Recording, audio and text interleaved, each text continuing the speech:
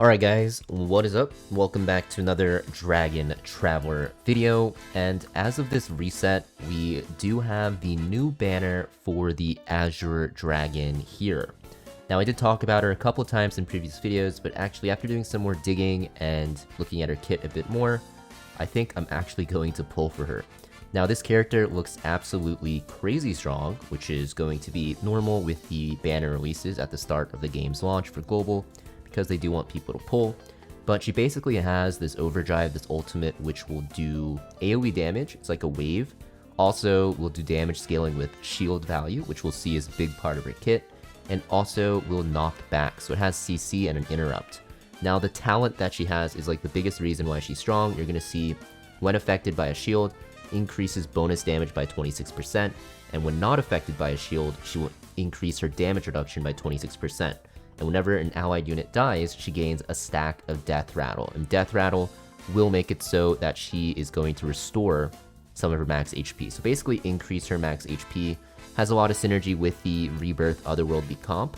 But because I'm not playing that comp, I'm not going to delve into it too much. It's a pretty free-to-play unfriendly comp, I want to say. And I'm playing as a free-to-play. But her other skills are also very good. Basically, she's just generating a ton of shields for everyone, and it scales with their max HP. So if you put her on a very HP-focused build, she's going to actually shield for a lot, right? And this is going to be very important.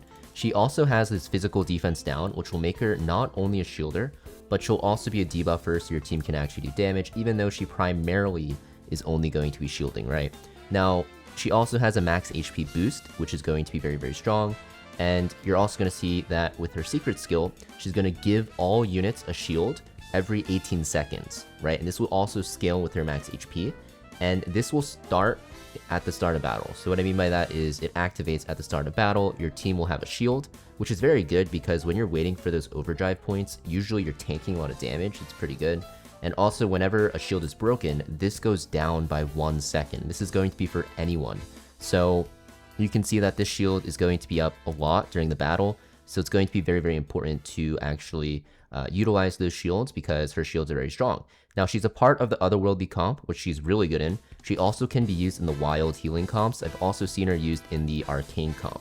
Now, the reason why I decided to actually use her is you can see I'm auto-battling right here, is because as a free-to-play with spender, you're most likely going to play this Elemental Echo team, right, with Ifrit, and also Fenrir. I guess I'm not free to play because I spent $1.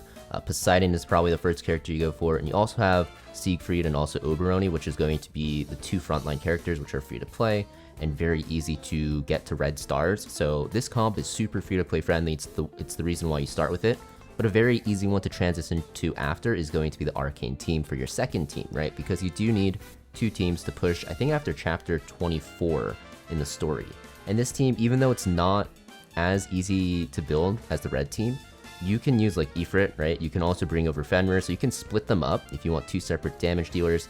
There's a lot of good other SSR options you can use, right? Like Laurelin in the red team, and then you can move Ifrit over. You could also use for the blue team something like, if I can actually find her, Nemesis here, which is a very good silencer who also is an assassin, so she also does pretty decent DPS.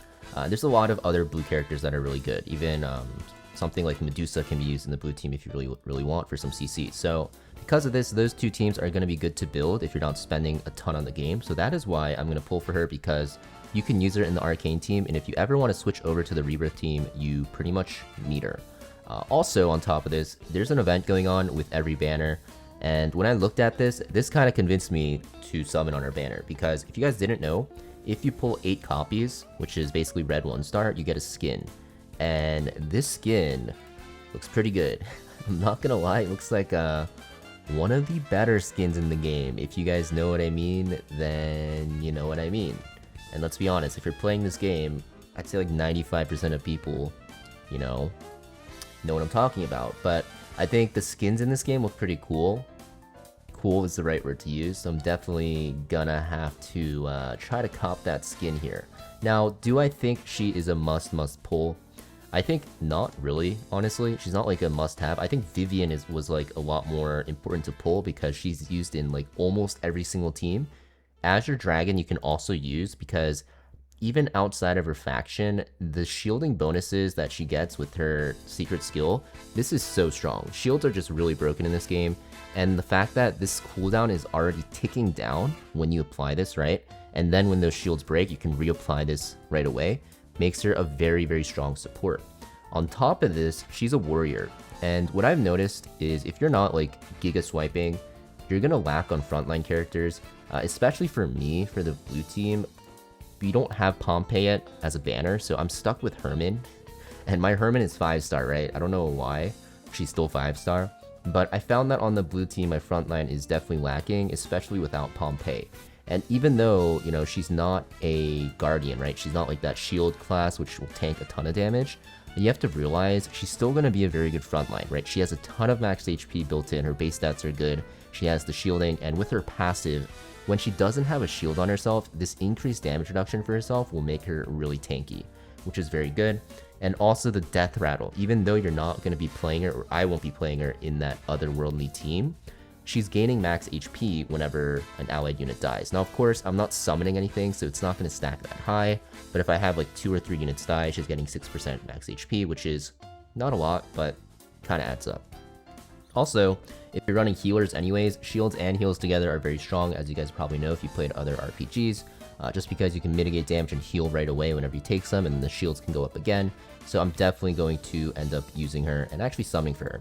Now, I do have 62k diamonds, so I don't know if it's enough, but I think a good stopping point for her, for sure, is going to be level 3, which is going to be 4 copies, right?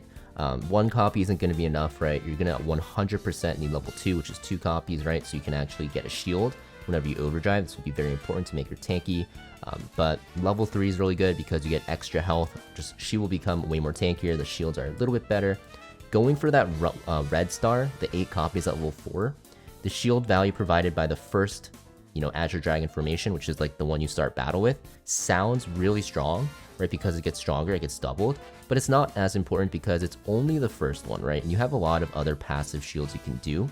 So I don't think red 1-star is as important, but going for 4 copies is something I think most people are going to want to do, because that is going to be the most benefit from her kit, just looking at it. But of course, if you do want the skin, which is what I'm going for, you're gonna need 8 copies. So I might have to go for it. If you guys didn't know, if you go for, I think it's 18 copies, the max, you get this avatar. These avatars look sick too, if you guys are avid chatters in this game, which is a big part of idle games, I think. But for me personally, I am just gonna go for those purple stars because I kind of want the skins, right? So yeah, that is my plan for Azure Dragon, guys. I'll have a separate video for my summoning session for her in a couple of days once I get a bit more diamonds saved up. There's no real rush to summon for her, but as of now, I think she's a very good character to pull for, and a really good bonus to have on your, you know, blue team if you're running that team as your secondary team or even your main team. And of course, the otherworldly teams and the wild teams will be very good with her as well. But let me know down below if you guys are pulling for her or skipping, and how many copies you're aiming for. If you guys are new to the channel or new to Dragon Traveler, make sure you guys check out my link down below to get started. Super fun game, really free to play friendly, and I'll see you guys next video.